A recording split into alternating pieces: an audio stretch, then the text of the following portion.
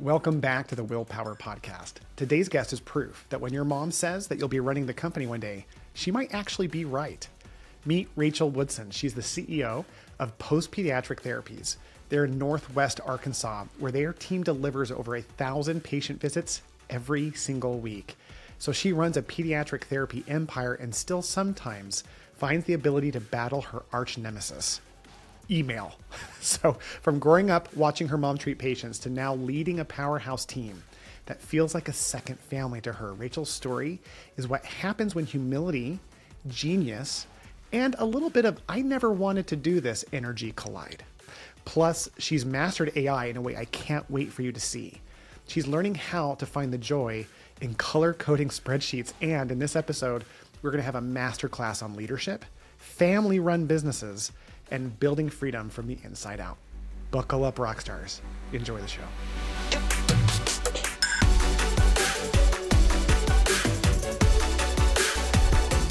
Rachel Woodson, thank you so much for being on the Willpower Podcast. Let's have you introduce yourself, kind of set that table of who you are and what you do.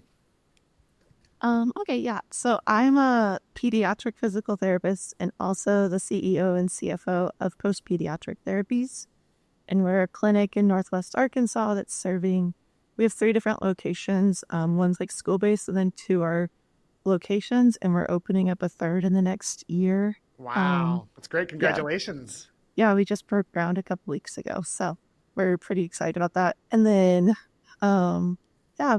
we have about 50 to 60 employees and are just having a good time playing with kids and working with families and doing all that. I love that. So you're making a big difference in there. Why are you so driven in that space? Like, what drives you to be in that world?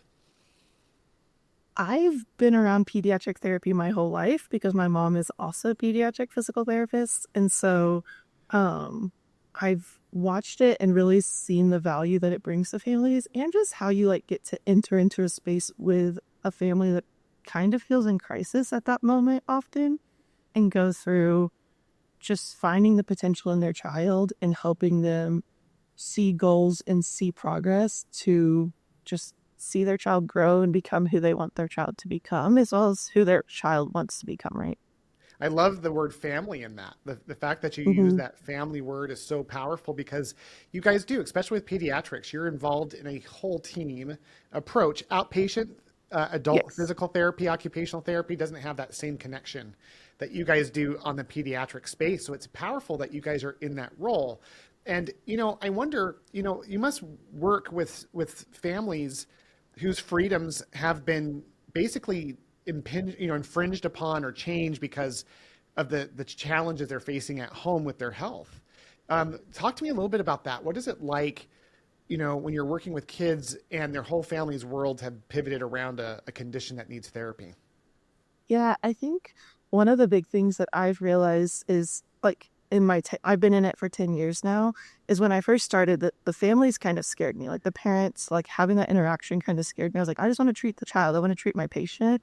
Yeah. And now I've recognized how important that family is to the child. Even our owner chose to make our colors the secondary colors, and we do that intentionally as the family is the primary and we're the secondary to that family. And that's how we see ourselves, as a support network to the family. And so we have always mentored and discussed that together of a lot of these families are truly going through a grief process and they feel guilty to even say that. And so to talk about it and say it and acknowledge it with them and then help them walk through that to the point of acceptance allows them to then step into advocating for what their child needs to become everything that child can become. Remember, freedom isn't just possible, it's kind of the point. If this episode helped you laugh, learn, or at least cancel one meeting, go ahead and hit subscribe, share it with your overworked friend, and leave a review. I read every single one, usually while avoiding emails. Want more behind the scenes stuff? Then hit us up on the socials. Now go delegate something and take a nap. You've earned it.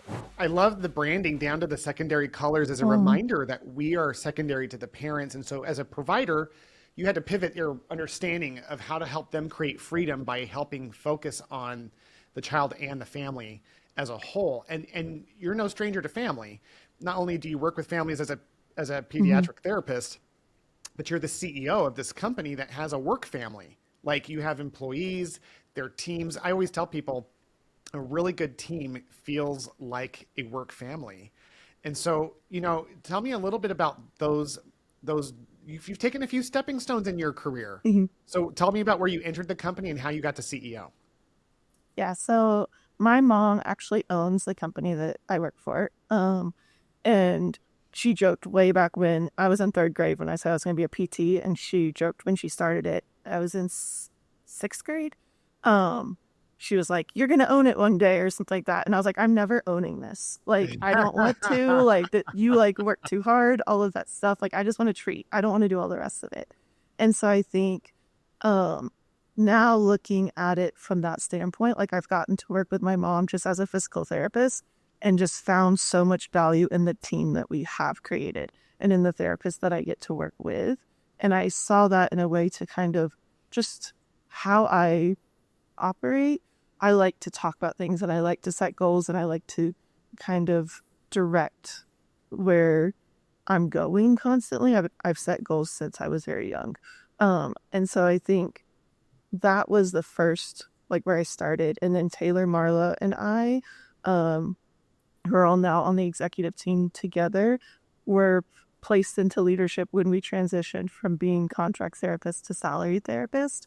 And we've just kind of moved up together as far as just seeing things that can be done and doing them. And my mom has recognized that and put us in different positions and roles based on where, like, our strengths are. So she's been really good at delegating and empowering us to do things that she was doing before, but recognized that we could do better. And I think that's, like, become a general thing that we've done as a company. Rachel, I love that. And rock stars who are listening, Rachel just described the pattern of freedom. I want you to go back and hear what she just said, because she had a leader who had a vision, who brought her and some other A players on and nurtured them. And what you said that I loved, I want the rock stars to really focus on, is this idea that, like, she empowered them to take over things she was willing to let go. There's a lot of mindset shifting in that process of helping other people take ownership of it. And then when you say, it's funny because your mom, when you were little, she's like, "You're going to own this one day." She wasn't wrong, because on the very first day of your job, you really took it seriously as an A player. And that's what she probably meant, is that a bunch of team members who take ownership of their roles and their responsibilities, they change the world, regardless of who actually legally owns the business. And it's so smart for any of you listeners who are owners to recognize that you need to give up that freedom. To create your freedom, you must give up your responsibilities, to others who want to grow.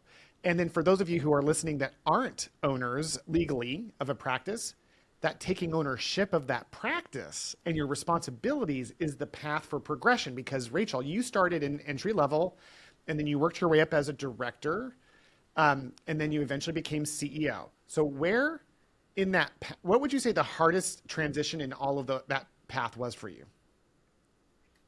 I think accepting the leadership at all, because I think for me, I always was afraid. Leadership. So clinician to leadership is where that struggle hit. Okay. Yeah. And I think for me, I was just afraid that I was only being put in leadership because my mom was the owner of the company, and that other people wouldn't respect my role in that, or wouldn't see, like, I stepped into leadership because I had skill sets in there, and really, like, it's funny because how it all started, it was really my coworkers who did that, not my mom. Like, we voted on, like, who would be lead PT and who would be these things. And it was, like, my coworkers who chose for it to be me. And I felt that was so odd, because I was 2 to 3 years out, but, and I will say they, like, trusted me with their kids too. Like, I was treating their kids. And I think that also gave me a lot of confidence of, like, okay, they value what I bring as a therapist, and they see that I've been intentional about becoming a good therapist. And so now I can step into that role because they trust me. But it was still really hard for me, and still it still is to this day. Like, when people ask, like, oh, like who owns your company? And I say my mom, I automatically kind of have that feeling of people probably just like probably think I was just given this role because it's a family business. Do you really think people think that? I think initially, I think the people that know me don't. And I know like, even when we were talking about CEO, I was like, we should talk about the other executives. Like maybe Marla should be, or maybe Taylor should be, or maybe Aaron should be. And they were all just like, no, Rachel, like that's you. Like you're the person who sets the goals. You're the person who directs the ship. Like you're that person that we all go to for direction. Like we want that to be you. And then I think like meeting with consultants, meeting with coaches, meeting in these different leadership teams, I now recognize that people outside of our organization see me in that role, but it's just one of those things where it's like, it's the stigma of it. I appreciate that. And I think it's actually served you well, because here's what I think about you as a leader. Like for me, when I found that out, it didn't ever cross my mind that there was a nepotitious like motivation there in that promotion, because at the end of the day, leadership is leadership. And if it doesn't work, you wouldn't even have a business. Like if a parent was going to put a child as the leader of their company, it wouldn't work if the child wasn't a good leader. Like there's no, and so it's really interesting because in your world, it's kept you really humble. Like it's kept you really humble. And I love that, because the best leaders demonstrate humility. You know, the best leaders are the ones who are these reluctant leaders of like, people are asking them to step up because they know they would be great. And so I'm just smiling as we're talking, Rachel, because you're so approachable, that I think this is a nice little discussion on leadership as well. As a side note, before we get off this topic, I've recently found a study that talked about how one of the greatest gifts a business owner can give is allow their family members, their children, to work inside of that company. And the reason being is because they'll either progress or grow, or they'll go find their own niche, but it's not enabling at all. It's actually the opposite. It's like a leg up in terms of like getting them a chance to prove themselves. And boy, have you proved yourself. Congratulations on all your growth and success. So that transition into leadership was your hardest step, going, okay, I'm a clinician, now I'm a leader. Holy crap. And then clearly you've run with it, and you're still internally at least managing this idea. It's keeping you humble that like, oh, this is the owner's daughter, all that silly stuff that I probably think anyone who knows you doesn't think it, and anyone who doesn't know you doesn't even know it. But let's get into freedom. So as you've gotten into this place of transitioning, how have you created space or freedom for yourself to grow? You know, like how did you and the owner, in this case, your mom, like how did you guys work together to progress from clinician to owner, and then owner to leader, then leader to CEO? Like, what was that? How did you do that? Yeah. I think a lot of I think my mom is actually really good at trusting people to do the day-to-day things. Something we were encouraged by Michelle to do was take Michelle Bambanek, you're a company coach that you guys work with. Yeah. Is to take the working genius. And so we did that about 18 months ago. And it was so interesting because my mom has hired a lot of people to do really important jobs within our clinic. But when you look at what those people are, my mom was an inventor discerner, and she hired all these people who were enablers in tenacity. And so she took here's what I want to do, but I know I can't do these other parts of it. And so she hired a bunch of people who had enablement and tenacity to work with her and do the things. Without the test, Oh, she yeah. organically found. So for people who don't know what the 6 Working Geniuses is, it's a Patrick Lencioni system of assessment. It's not a personality test. It's the single greatest, most effective way to determine how well people are going to work together. It's not about if you feel or receive love. It's literally like, hey, in a work cycle, here's where this person will do well and where they won't. And so your mom was an ideas person who could make really good decisions, But what she didn't have was someone who could coach people and someone who just liked to get the job done. That's what discerner or tenacity and enablement means. So you're saying that she just, without even a test, which you guys all who are all listening have access to now, reach out, we'll give you free information, and I'll put you in touch with Michelle Bambanek. But in your case, Rachel, like she just figured that out kind of organically. That's crazy. Oh, yeah. And she like in our office, like team that's doing billing and scheduling and all of those things, she had hired 3 ETs and 1 WT. And so she does not do tenacity well again, I have to jump in. So ETs, enablers, and tenacities, and one wanderer. A wanderer is someone who's very like high level. Why do we have to do it this way? Yeah. And so it's just like cool that she's naturally filled the spaces that she didn't like feel her skill sets were shining. And instead of being like, oh, I don't like, this is the right way to do it, the way I do it is the best way, she was like, I do these things really well, and it is okay that I don't do these other things really well. I'm going to find somebody that does that. And she's always been that way, as far as I've known her. And like even before I worked at the clinic, like that's how she's always been. And so when she was looking at transitioning people into leadership so that she could have more freedom, and start training and coaching all of us into leadership roles, she did a lot of the same thing. I actually am my mom's carbon copy, so I also am an inventor and discerner. Are you? And then like just other people on our team, we kind of rounded out. And so in doing that, she delegated or gave each of us different things based on our skill sets and what we enjoyed. And she really didn't really give options, I guess. And I know that sounds rude, but it wasn't ever done in a rude way. Like my mom has such a intentional, respectful way of doing it, but she just was like, hey, this is what you're going to do now. And like, and it was just like, okay. People didn't question it because she was so confident. Yeah. Like she had decided, she had thought of it. She had decided it was the best thing, and she had decided it was going to be good for us. And she was like, if you need help or you don't feel like it's right, come and let me know. But this is what you're going to do now. Like, this is your new role. And I think that's really great. It is funny at times. Like I tell everyone, I found out I was clinic director through the same email that everyone else found out that I was clinic director. You're kidding me. You were promoted to clinic director and you read the memo that you were clinic director. Yeah.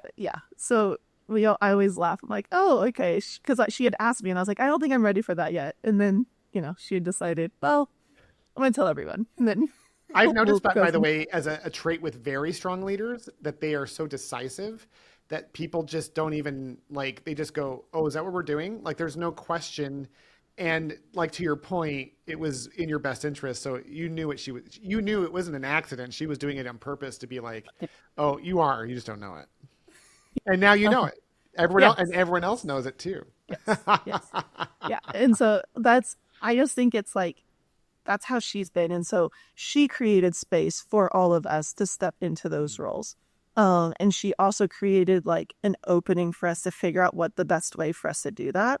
And Taylor, Marla, and I were the 3 that kind of stepped into this first. And we always said, like, we're like, it's interesting because when you talk about the working genius, it also talks about the gears, right? So it has the different gears and how they all work together.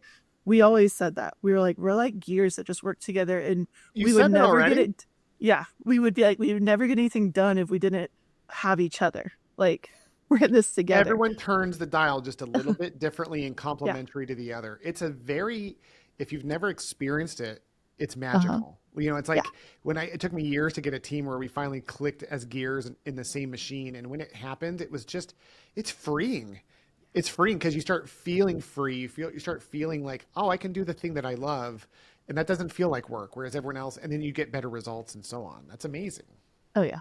Yeah. So we took that test last March, and it was just so like eye-opening. I think that has actually been like the number one thing that has changed us, like freeing ourselves up, because we now don't feel bad to give other people other things, and we think about what their working genius is, and then we're like, hey, I need someone to do this. Like, can you, like, would you want to do that? And usually they want to, like, they truly want to do it, and they feel honored to like have been given that responsibility. So I think that is really where I've learned is from my mom, just being like, it's okay if other people do things better, like, and they don't need to do it the way I do it, but I need to have enough clarity so that they can figure out where they need to go with it. Yeah, it's really bizarre. It's a different shift in mindset when you realize the stuff that I hate doing might be someone else's favorite thing to do. And when I ask them to do it, it's like a compliment because like I hate it. So if you ask me to do it, you're insulting me. Yeah. Perfect example. I'm a galvanizer, which means I like to rally groups of people together. I'm an inventor galvanizer. I come up with lots of good ideas. And then I love to sell these ideas to groups of people, not so much coaching one-on-one. And so I love speaking on stage. It's my favorite thing. It's might have something to do with being a middle child with not enough attention, but I truly love being not just speaking at people, but like facilitating a group discussion. I love to like help invent and galvanize simultaneously.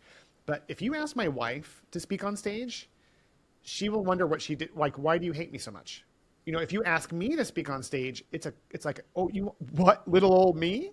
Oh, of course I will. I'd be happy to. Because at the end of the day, when we're in our strengths, what we do feels like a gift because it is our gift to the world.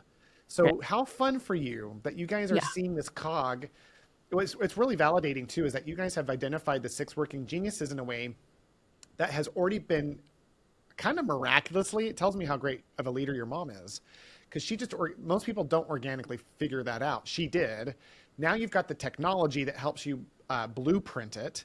And now you're able to build on that blueprint in a way that you don't need the natural instinct. Leaders, some leaders are born, but like me, I'm a made leader. Theodore Roosevelt said that anyone can be a powerful leader, anyone. They just need to practice and get training. I'm that guy.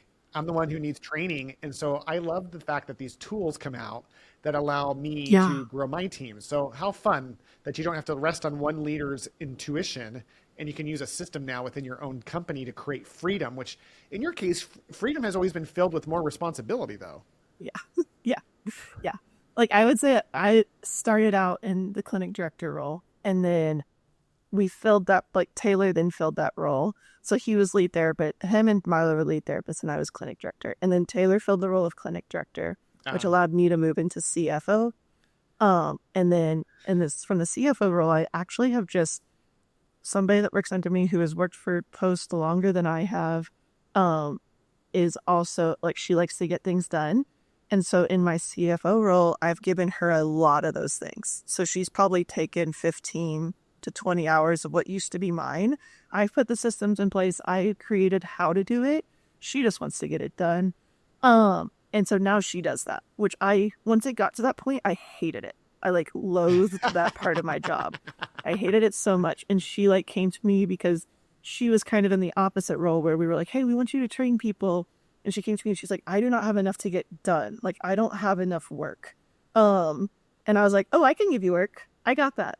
So that's what we've been doing. And it's been so freeing to me. And I think for her, she knows what she's supposed to get done each week. And that's so, like, that makes her find so much more joy in what she's doing. Because she was like, I feel lazy. And our office team is not lazy. And I was like, okay, yeah, we'll work on that this week. Like, I will give you something. And so that freed up 15 to 20 hours of my, like, admin time. And then from there, my mom was, like, separating herself from the day-to-day more and more. So I started being the one that set the agendas and I started being the one that set the goals. And then she would look at them and the team would look at them. But when we would set goals, everyone was like, I don't know how you do this. Like, it takes so much brain power for me to set my goals. And so I would meet with each individual person. Like, what if you did this? And what if you did that? And what if this was your goal? And that's too many goals. Like, one time we sat down and somebody had 57 goals for the next year. And I was like, when are you doing that? Because we're all part-time clinicians. Our entire executive team treats at least 15 hours of patients. And so when are you going to do 57 goals throughout the year? She was like, I can. And she's the tenacity person. And I was like, okay, we'll check back in. I want you to choose your top 15 though, for us to like really 15. Set.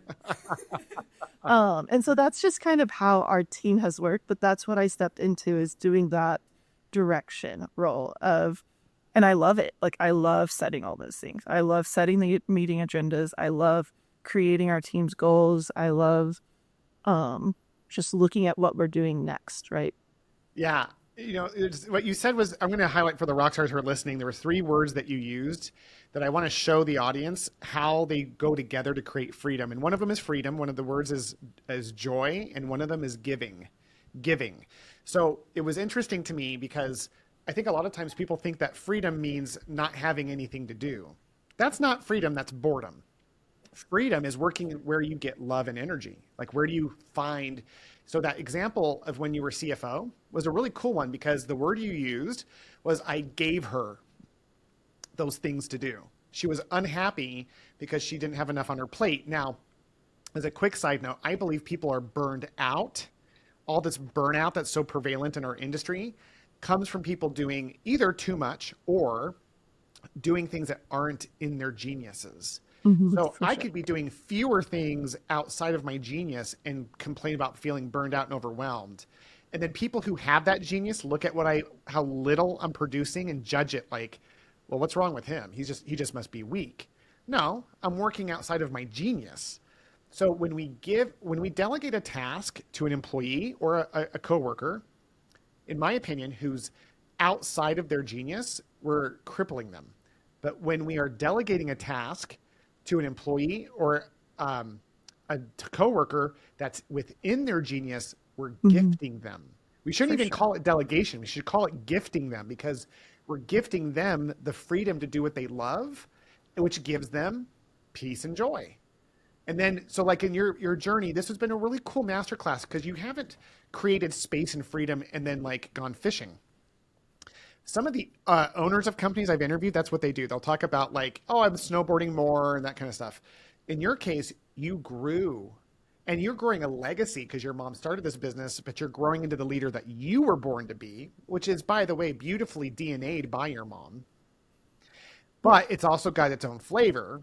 Yeah, and for sure. and you're getting access to tools and techniques that no one else has. So it's fun because, like I told you before we hit record, I've created freedom through multiple companies, and I keep filling it with more things that I do. But every time I do, it's because of love. I love what I'm getting so clear that what I want to do. I never want to retire. I want people who are hearing this kind of shifting their mindset around freedom, because that's what you've done. You've created freedom to grow, to become the leader of this legacy company with others, by the way. It's never alone. Yeah. You've got Taylor, You've got this wonderful team. So I love that you're there. Let's talk about, let's shift gears just a little bit. Tell me about somewhere in your business that you feel you're limited, somewhere in your business that maybe prevents you from feeling free at this point. It's interesting. I think the only thing that I really don't like about my job is emails. Got it. So communication, how many hours a day are you on email? Well, how many hours should I be, or how many hours am I? Because they're two very different things there. I hate it so much that I do it like once or twice a week, because that's not good. It's tenacity. It's a tenacity way, for sure. Yeah, and it's tenacity for sure. And so it's like, I tell people, I'm like in my executive team and in my billing team, which are the two teams that I lead, I'm like, if you need a response, you need to text me. Like if I don't respond, loathe your email. But it's just like, I probably didn't see it because I didn't look. And so I'm like, if you need a fast response, like, I need you to text me. Like, I need that from you.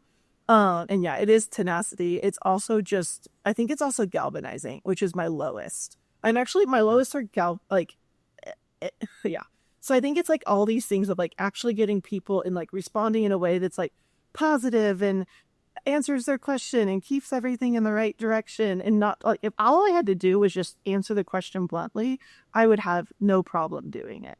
Yeah, but to rally the troops, if you were on stage with your entire company and you're selling them on a new direction for your company, you'd be like, get me off stage. I don't want to do that. Oh yeah, for sure. But also like even in an email, like trying to get someone to like read it in the right tone and like make sure it's communicated in the way where they like understand how it's in alignment with what we're doing. those take forever. Like those just really are hard for me. And so, yeah, email's like the only thing I don't like doing that I constantly try to think of ways that I can like Get out of it. make that better, Okay. because it's not the simple emails. It's like the ones that take time to respond to and research and all of that. But yeah, so I'd say like that's the only place that I right now feel like I need freedom from. Yes. But everything else that I do currently, I truly love. And I know I work more than 40 hours. Like I'm in that role, but I've been in the CEO role for 6 months. And so working more than 40 hours to me is like my enjoyment of learning how to do it and learning what this business is and learning from my mom, like what she wants the direction to be and why she's done things the way she's done it. So to me, that's not like an area that I need freedom right now. I'm sure in the future, if I still am there in 2 years, I'll have a different feeling about it. Right now, I feel pretty like I'm putting a lot of time into it and it's worth it. That's so great. I love that answer. Because we all have those things that we're feeling. If we're not feeling limited somewhere, we're not trying hard enough.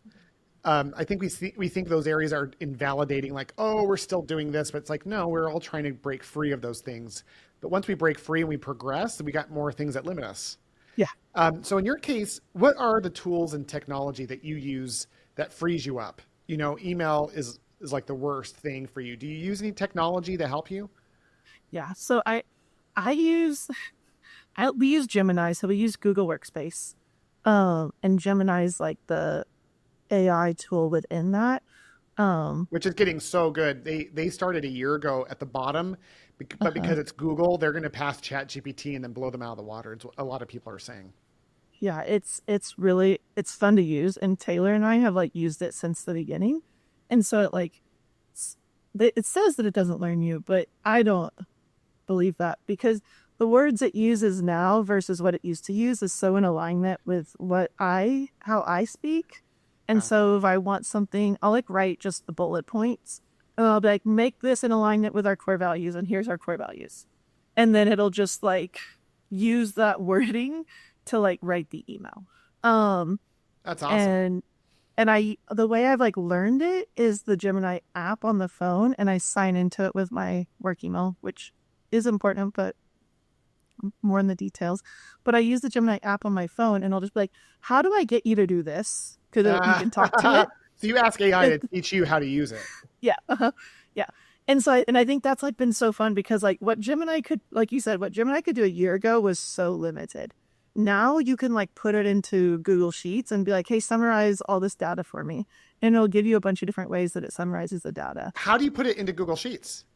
It's just like if you have the Gemini through Google Workspace, there's just like a thing that you click that says different ways to use Gemini. It's funny. I have Gemini. I use Google Workspace myself, but I'm so heavy into ChatGPT. I didn't even realize I've seen that button.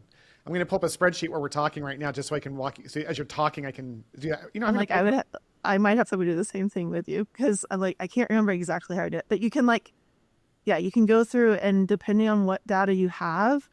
I know someone else was talking about how they use it to create their calendar in Google Sheets.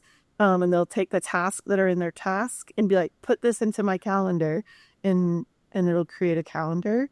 But yeah, so you can like if you click on that top right next to your like face, I see it. It'll say like generate a chart, analyze insights. What can Gemini do in Google Sheet? Like, and you can just like learn it. And so any like Google Sheet I make, I just do it.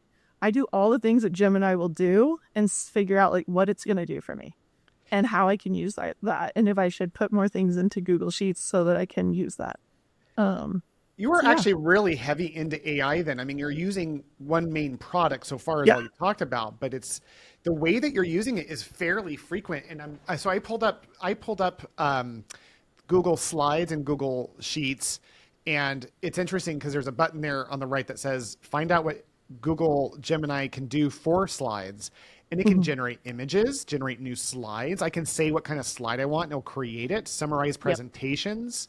It can actually write the slide. It can actually create your presentation for you. Holy cow.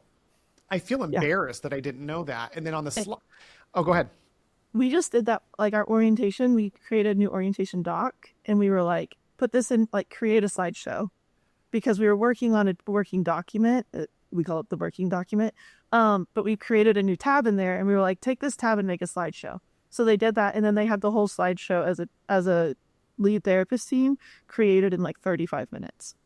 See, that's insane. And then like spreadsheets, I love spreadsheets, but I'm just now realizing how I'm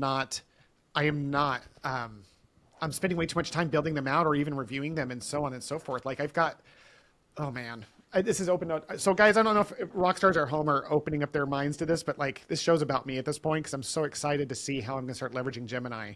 They're doing video automation now where you can create videos that you can use for marketing. I had a video. I'm turning 50 next year. So I created a birthday invitation of a bunch of scenes of like one's an African safari where the gorilla turns and invites people to the birthday party. So it's the opportunity. If people aren't spending time educating themselves on AI a little bit every day, they're missing out on a massive wave of opportunity. Yeah. And I would highly suggest, because I used to like read about it and all that stuff or watch YouTube. I would highly suggest just using Gemini to learn about it. Like ask Gemini, like, what can you do here? How do I use you this way? And there'll be answers. It'll be like, I can't do that right now. And I'll be like, okay, well, good to know. Like, it's not going to matter what research I find, you can't do that. And I'll ask the question 17 different ways to see if they're just wrong and they can do it. And sometimes it is. Like, sometimes it's like, oh, if you give me that information, then yeah, I can do it. And so it's weird how it can be wrong. My buddy he's a genius. He owns a tech company. He's using AI at a level that like I'll never use already.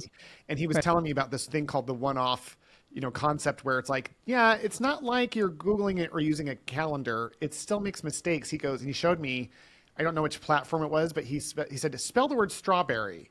And he spelled the word strawberry and it misspelled it. He goes, I forgot it was Gemini or whatever. He's like, for some reason, this platform gets it wrong. But when you say, hey, you misspelled it, they go, oops, you caught me. And then they correct it. Like it's really fascinating how it's oddly off in some weird ways when it can do all these other amazing things so beautifully. Yeah. So that's kind of, but I use it in my emails and I'll be like, oh, that sounds too formal. Like, can you write it this way? Or that sounds whatever. And so I'll just like, I do use it to answer a lot of my emails. What it can't do is like get into my rote desktop and pull up the specific spreadsheets and all of that. So it's like, those are the things that take more time. And maybe it's just because I have so much of it automated that I'm like, why do I have to do this? I like the fact, Steve, I forgot who it was. Some famous leader said, oh, it was Bill Gates.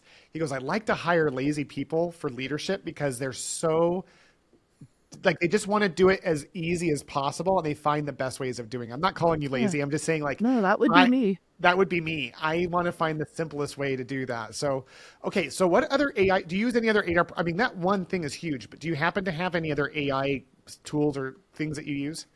Yeah, we like have a fun time with it. So we are actually, Taylor does a lot more about this, but we actually helped an AI note check company create their AI for that.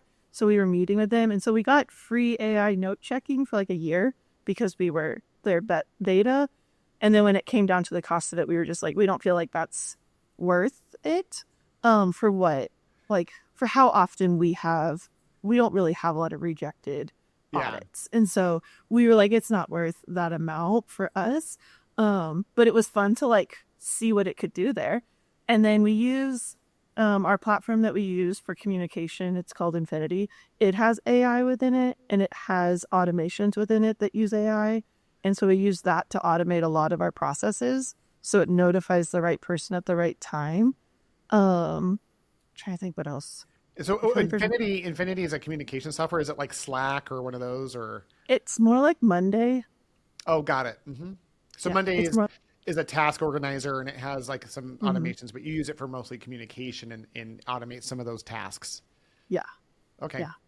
Awesome. So, but it also has like an AI feature in there where you can be like, create a board that does this, and it will help create that. I will say, I think the thing about AI is you have to learn how to use it and it has to learn you. Yeah. And what I tell everyone is like, it's like a relationship, not a computer. And so you have to like develop that relationship and create like, It's going to make mistakes. It's going to like not get what you were saying, but you have to learn how to communicate with it. And the way you do that is by communicating with it and just asking it questions. So. Yeah, it's funny because I find when I'm doing coaching groups now, Rachel, I spend a lot of time teaching people how I use my AI. And it's to your point, I've used it so much that when I ask for it to do something now, because it has this database of all my preferences, how I operate, my company, my personal purpose, vision, values, like all of those details are so baked in that when I go in there and ask it for advice, it is so like people look like, what did you say to it to get that kind of result? I'm like, it's not what I said in this question. It's what I've been saying for the last year, day in and day out. So it's a muscle we have to learn to use. We decided to create a new avatar or an ideal client for my company. And it already remembered everything we've ever done in marketing. And when I asked for who the ideal client was, because we were deciding between a certain size versus a different size, it was like, dude, it told me, it's like, you have to focus on this particular size now because you don't have these things in place. So you get this here by doing this, and then you get there by doing that. And like, I mean, it gave us a roadmap that I probably would have spent easily 5 figures on. And it did it in like 10 minutes. And I just remember going, oh, my understanding of what this can be used as is expanding, but only proportionately to my use of it. Yeah. So you're very big on AI. I think it's very interesting because you don't have virtual assistants, which I love because, again, I want this to be a very like neutral piece of this. So those are the 2 fastest growing trends in healthcare. You are so advanced, more so than most of our clients who've been on this podcast. We're on the second half of filming these episodes. And Rachel, you guys are more advanced than the vast majority of the people I talk to. So why is it that you guys are so advanced in there, but you're not like looking at VAs at this point? Is there any concerns that you have with VAs, or what's your thought process when it came to virtual assistants? This might not be a good answer, but the reason I think we don't, so we did try like doing an executive assistant, and what we realized is just that's not where we're focusing our time, because it's just the same thing, right? Like with AI, I like have conversations through that Gemini app with AI at 10, 11 o'clock at night when I can't sleep. And I just am like learning it. And it's like my fun way of learning it. Like I truly enjoy it. It freaks me out and I enjoy it.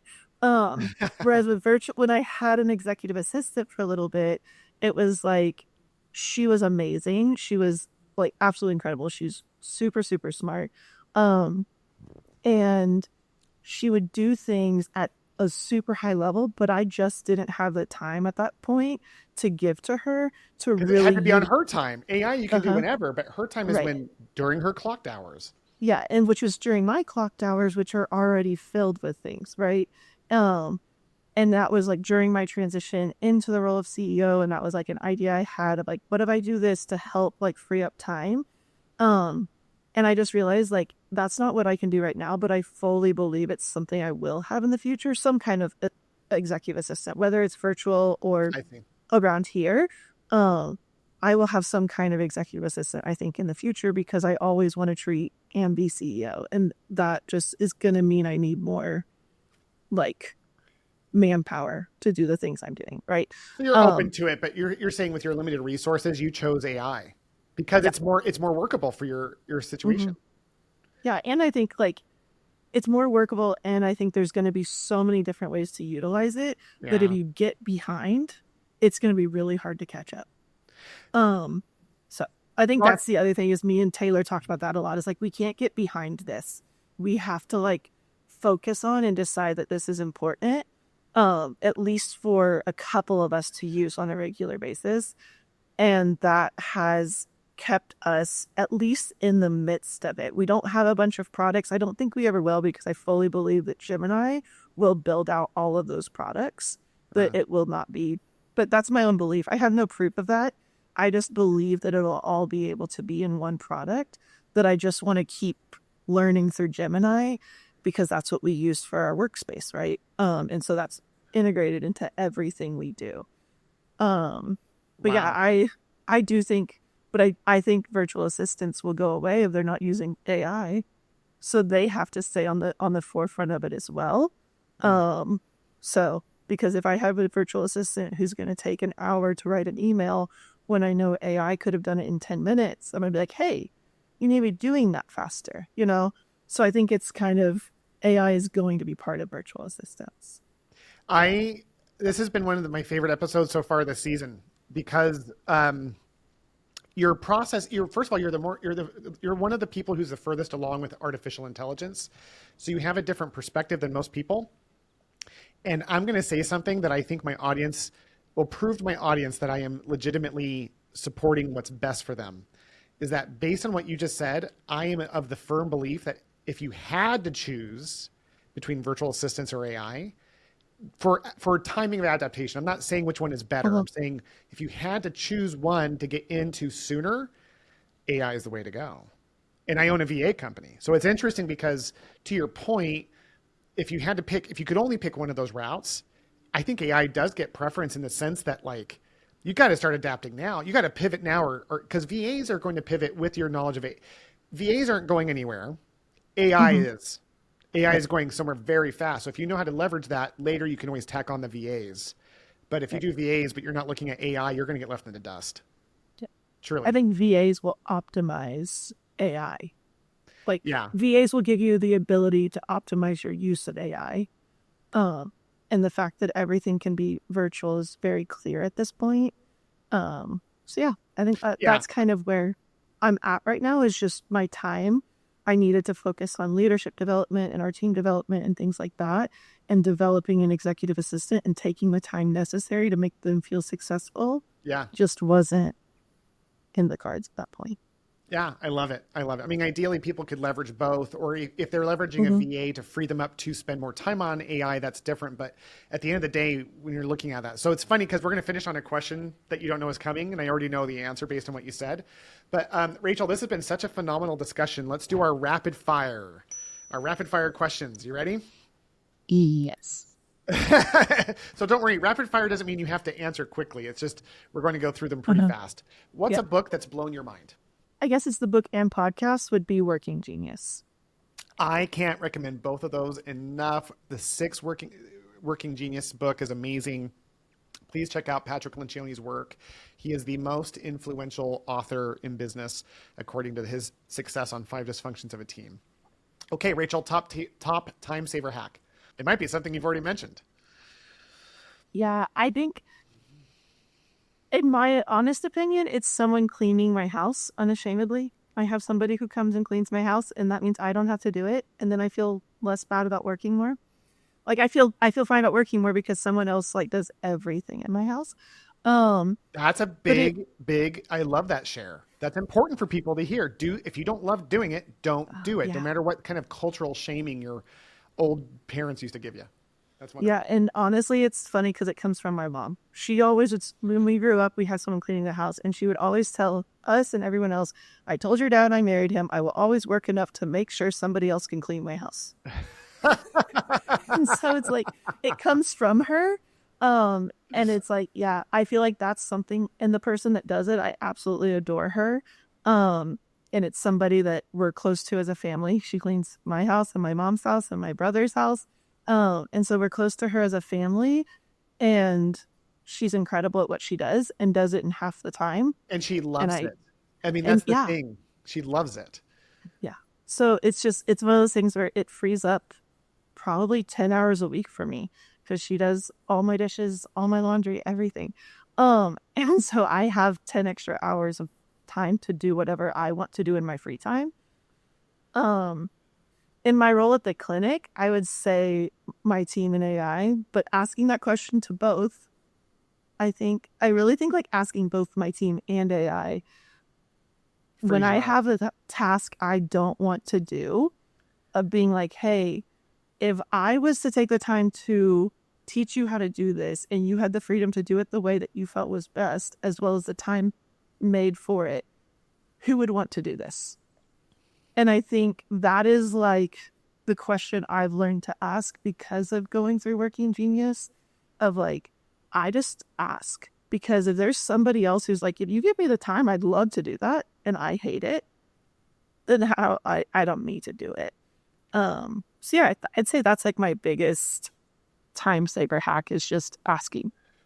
Okay. What's one time consuming task that you secretly enjoy? I guess setting my calendar. I love like at the beginning of the week, setting my calendar up of like what I'm going to prioritize that week is something that takes an hour or two for me, but I really like it. Like I truly enjoy doing it, and I just do it leisurely on a Sunday, and yeah, I love it.